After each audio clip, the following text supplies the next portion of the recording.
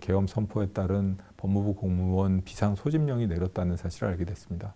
지금 이 회의가 혹시 계엄과 관련된 회의냐 이렇게 여쭤봤더니 장관님께서 그렇다고 말씀하셔서 제가 생각한 대로 그렇다면은 저는 계엄과 관련된 회의에는 참석하는 게 적절치 않다고 생각하고, 그리고 계엄과 관련된 명령이나 지시는 이행할 생각이 없습니다. 그리고 그런 생각을 가지고 있기 때문에 사직서를 바로 제출하겠습니다. 이렇게 말씀을 드렸고, 장관님께서는 그렇게 하세요라고 말씀하셔서 바로 그냥 그 말 듣고 회의장을 나와서 바깥에서 준비되어 있는 법무부 용지에다가 제 사직서 작성해서 장관님께 제출하고 바로 퇴근했습니다. 예. 오늘 만우절도 아니고 이게 도대체 어떻게 이런 일이 있을 수 있는가 이런 생각을 들었고요. 저는 어렸을 때 계엄을 한번 경험을 본 적이 있죠.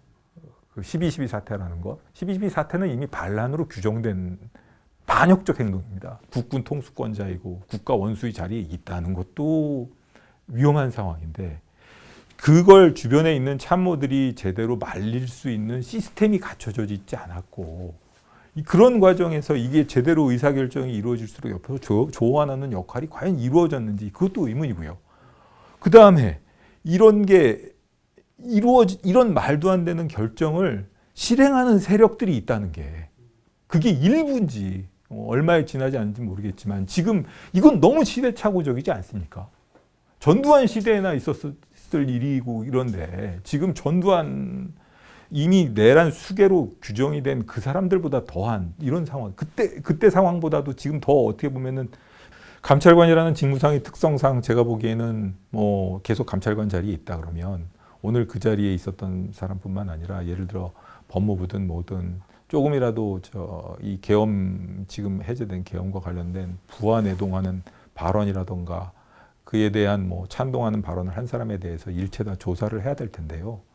뭐 법무부 감찰관이 뭐 장관의 직속 기관으로서 제가 보기에는 장관의 입장이 어떤지 정확히 알지도 못하는 상황에서 제가 그 직을 유지하는 것은 적절치 않다고 생각합니다. 대한민국 공무원이라면, 헌법과 법률을 수호해야 될 대한민국 공무원이라면 누구나 그런 역할을 해야 된다고 생각합니다.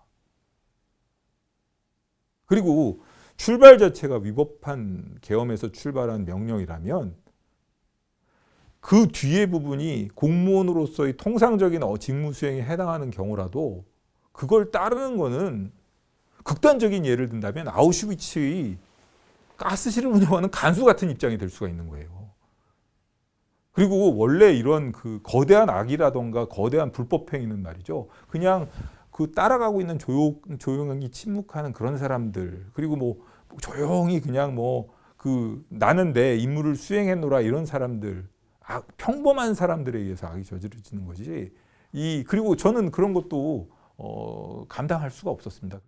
이게 내란죄에 해당한다는 건 12.12 판결문을 한 번만 정독해봐도 알 수 있는 당연한, 법률가라면 누구나 당연하게 생각할 수 있는 그런 거라고 생각합니다. 저는 비록 계엄이 해제가 됐고 지금 뭐 사태가 마치 뭐 어젯밤 꿈을 꾼 것처럼 이렇게 뭐 아무 일도 아닌 것처럼 흘러가려고 하는 것 같지만, 아까 말씀드린 것처럼 지금부터가 시작이라고 생각하고요.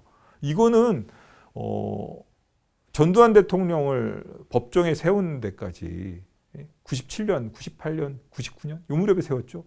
예, 그런 데까지 뭐 십수년이 걸렸듯이 이거는 뭐 얼마가 걸리든 간에 이거는 저 내란죄로서 각 가담 정도에 맞는 상응하는 처벌을 반드시 받아야 된다고 생각합니다. 저는 법률가로서 탄핵은 물론이거니와 당연히 처벌받아야 된다고 생각합니다. 대통령뿐 아니라 가담한 사람 전원입니다. 군인들의 경우에도 단순하게 부안해동한 사람들이라 하더라도 죄책을 면할 수는 없을 겁니다. 하지만 이제서야 뭐 군인들이 명령을 따른 사람들이라면 그 사람들에 대해서는 어느 정도 선처가 가능하겠지만, 그렇지 않은 사람들에 대해서는 전원 반란죄, 내란죄에 가담한 것으로 책임을 물어야 되고, 그걸 방관한 사람들 역시 책임을 져야 된다고 생각합니다.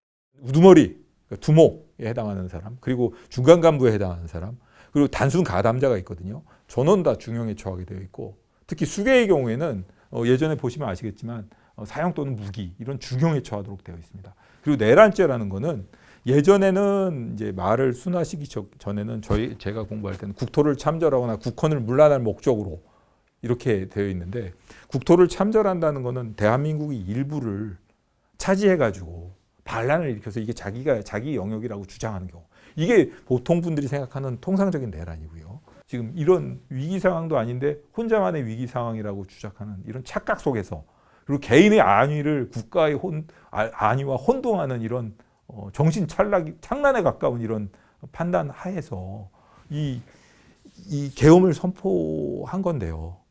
이게 국헌 문란이 아니면 뭐겠습니까? 이거는 12.12 판결문을 한 번만 읽어보시면 바로 아실 수 있습니다. 국회의 기능을 군인을 보내서 국회의 기능을 무력화했다는 부분, 이런 부분들이죠. 12.12 같은 경우에는 국무회의라든가 이런 형식적인 절차는 다 거쳤습니다. 하지만 나중에 내란죄로 처벌받지 않았습니까? 이미 국회에 난입한 순간 이거는 반란죄, 내란죄의 기수라고 합니다. 이미 내란죄가 완성이 된 겁니다. 계엄 사령관이 국민을 상대로 영장 없이 앞으로 구금 재판 그다음에 처단할 수 있다라는 말을 함부로 하는 걸 보고 이거는 정상적인 상황이 아니라는 확신이 들었습니다. 예. 그렇기 때문에 그런 국민을 상대로 한 협박행위 이런 거에 대해서도 반드시 책임을 물어야 된다고 생각합니다.